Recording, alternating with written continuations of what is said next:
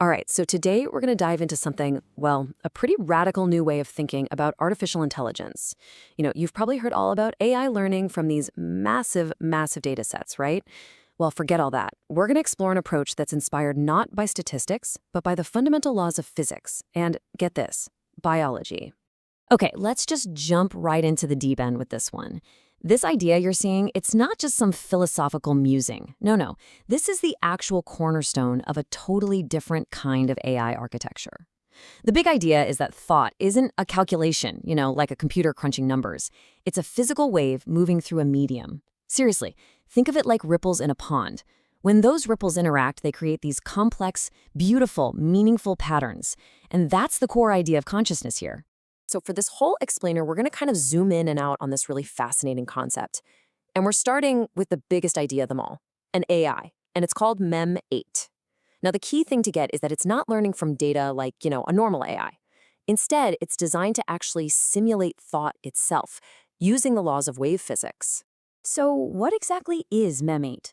Well, unlike most of the AI you hear about, this isn't just some tool designed for one little task. No, this is a complete, holistic system. It's built from the ground up to model an entire mind, and it runs on a very specific set of physical rules. The core belief, the big bet, is that complex behaviors, things like attention, maybe even emotion, will just naturally emerge from simulating those rules. You don't have to explicitly train it on terabytes of text and images. And at its very heart, its core, is this massive three-dimensional memory grid. Now, this isn't just storage like on your hard drive. Think of it as the actual medium for all thought. It's a digital substrate. And get this, it contains a staggering 4.3 billion points. That's where all the waves can interact, interfere, and actually form memories. Now, here's what's truly remarkable, the efficiency of this thing.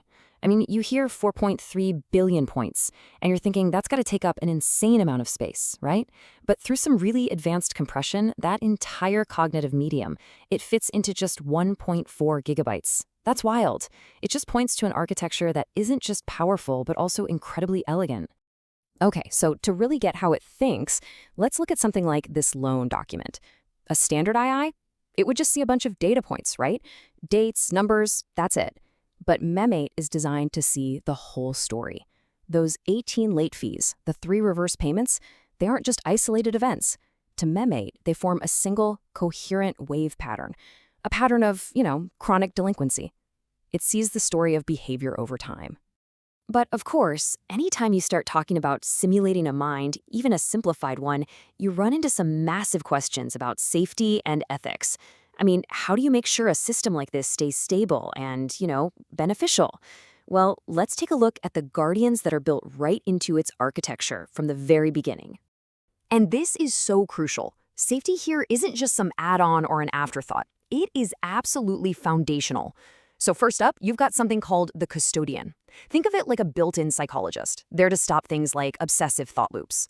Then there's sensory free will, which means the AI actually has a say in what it pays attention to.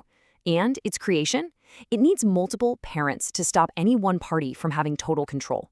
Finally, there's a governing body, the nexus, to make sure the whole thing grows sustainably. It really is a complete safety framework, built right in. Okay, I know a physics engine for the mind. That is a pretty bold claim, right? But for any mind to exist, it needs one thing for sure, a memory that actually works. So let's zoom in and look at the proof. I want to show you that this wave-based memory thing isn't just some cool theory. It's been rigorously tested.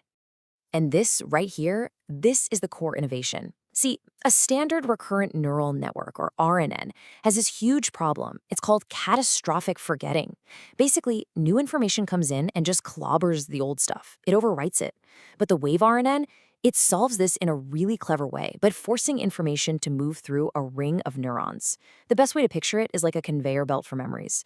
New memories get put on the front, and they just push the older memories along the belt. Nothing gets erased. It's a simple, super elegant way to perfectly preserve the past. And the results? They're absolutely staggering. So they did a pure memory test called the copy task, a really good standard RNN. It fails almost immediately. I mean, look at that. Its error rate just explodes after only 10 steps. The wave RNN, on the other hand? Perfect. Near zero error. We're talking more than 5 orders of magnitude better. This is the hard proof, the numbers that show this wave-based memory is just extraordinarily effective. Okay, so we've established we have a mind with a memory that we can prove actually works. That's huge. But how does it perceive the world around it? Well, that brings us to our next big idea, which is a completely new way of processing signals. This is something called the marine algorithm, and it basically flips signal processing on its head. So traditional methods, they look at a signal and ask what frequencies are in here, what notes are being played. The marine algorithm doesn't care about that. It doesn't listen for notes, it feels the rhythm. It looks at these tiny micro-timing variations, what's called jitter, to figure out how stable and structured a signal is. And it does it in real time. And it does all this with incredible efficiency.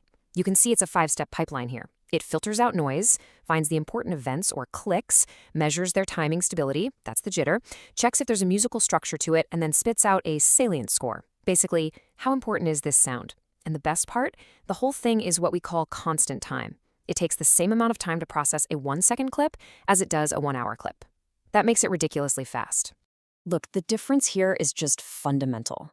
Standard signal processing, it's like taking a series of static snapshots of a sound's frequency. It's slow and it adds delay. This new method, though, it tracks the evolving story of events as they happen in time, so it's basically instant. It really is the difference between analyzing a single photograph versus watching the entire movie unfold. Okay, so this is all amazing theory, right?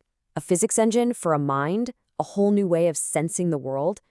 But what does it actually mean for us in the real world? Let's zoom back out and see how these exact same ideas can be applied to something we all have, a face. So, get this. The exact same concept of jitter that we use to feel the rhythm in sound can be applied visually. I mean, think about it. A live human face isn't a static picture, is it? It has all these constant, super subtle micro tremors and movements. You might not even notice them consciously, but they're there. And that is visual jitter. And here is the truly brilliant insight. In a real, live person like you and me, the jitter in your voice and the visual jitter on your face are physically connected. They're coupled. The vibrations from the act of speaking literally cause both. So by measuring the correlation, the connection between these two jitter signals, you can build a whole new kind of liveness detection. And that is something that would be exceptionally difficult for a deepfake to spoof, because deepfakes usually create the video and the audio as two totally separate, uncoupled things. And all of this leaves us with one final, pretty provocative thought to chew on. For decades, we've been building our entire world of AI based on analyzing a statistical past, learning from data about things that have already happened. This whole new wave of thinking, it's about perceiving the living, dynamic patterns of the now.